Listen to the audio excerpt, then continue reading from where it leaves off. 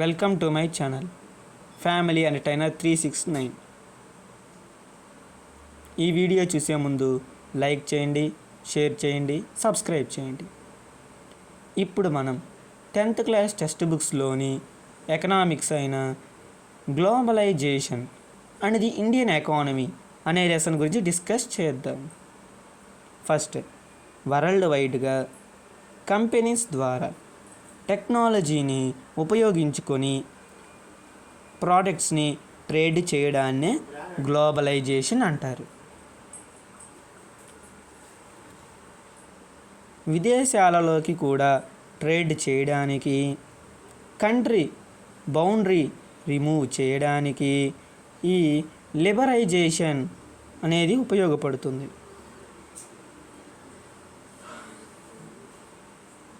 అసలు మొదట ఎంఎన్సి అంటే ఏమిటి, వాటి ఉపయోగాలు ఏమిటి అంటే, ఎంఎన్సి అంటే multi national corporations.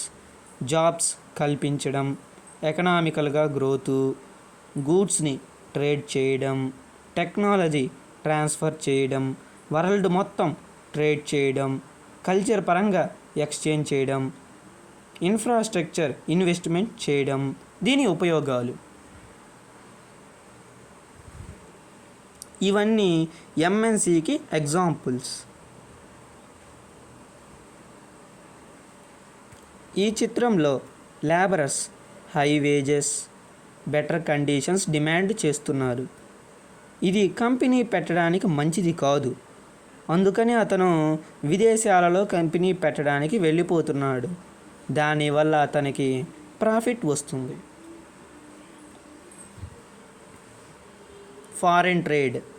Foreign trade చేయడం వల్ల విదేశాలకు గూడ్స్ వెళ్తాయి, అందుకు ఎకనామీ అనేది గ్రోత్ అవుతుంది, అలాగే ప్రాఫిట్ కూడా వస్తుంది.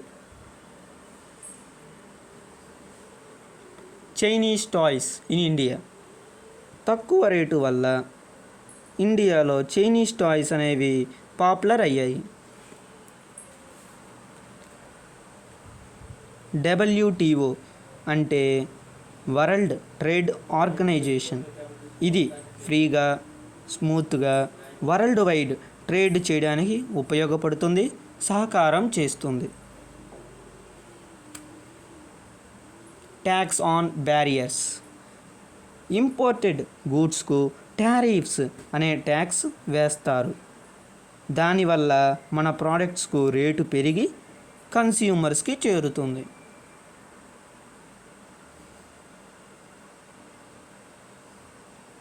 Impact of globalization in India. ఇండియాలో గ్లోబలైజేషన్ ఇండియా జాబ్స్ని, ఎకానమీని పెంచింది, కానీ ఇన్కమ్ని మాత్రం ఇన్ఈక్వాలిటీగా ఉంది. ఒకచోట ప్రొడక్షన్ చేయాలంటే దగ్గరగా మార్కెట్స్ ఉండాలి, స్కిల్డ్ లేబరర్స్ చీప్గా రావాలి, ప్రొడక్షన్ ఫ్యాక్టర్ కావాలి, గవర్నమెంట్ పాలసీస్ ప్రొటెక్ట్ చేయాలి. ఇవన్నీ ఉంటేనే అక్కడ కంపెనీ పెట్టగలరు. Struggle for fair globalization. Fair globalization అనేది వర్కర్స్ని ప్రొటెక్ట్ చేస్తుంది. గ్లోబలైజేషన్ పవర్ని అందరికీ ఈక్వల్గా షేర్ చేస్తుంది. దీనికోసం ఎన్నో స్ట్రగుల్స్ వచ్చాయి. Thanks for watching. Sorry for late also.